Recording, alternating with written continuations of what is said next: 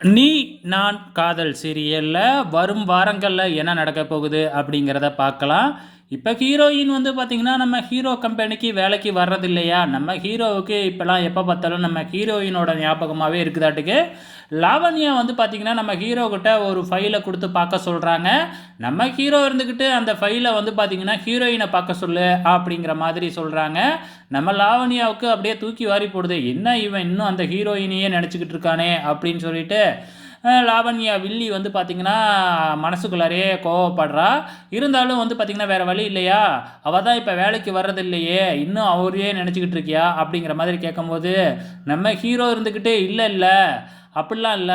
அவள எனக்கு புடிக்காது. இருந்தாலும் அவ சூப்பரா வேலை செய்வா அப்படிங்கிற மாதிரி நம்ம ஹீரோ சொல்றாங்க.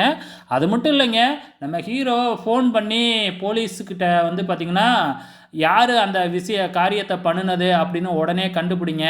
இதனால என்னோட கம்பெனி ஸ்டாஃபுக்கு உயிருக்கே ஆபத்தான நிலைமை ஏற்பட்டிருக்கு. நான் யாரையும் சும்மா விட மாட்டேன் அப்படின்னு ஹீரோ வந்து பார்த்தீங்கன்னா, பயங்கர கோவப்படுறாங்க நம்ம ஹீரோயினுக்காக. அதுக்கப்புறம் நம்ம ஹீரோவுக்கு வந்து பார்த்தீங்கன்னா, ஹீரோயினோட ஞாபகமாவே இருக்கு. ஸோ இதை எல்லாமே வில்லி லாவண்யா கவனிச்சுக்கிட்டு தான் வராங்க. ஸோ என்ன நடக்க போகுது அப்படிங்கிறத வெயிட் பண்ணி பார்க்கலாம்.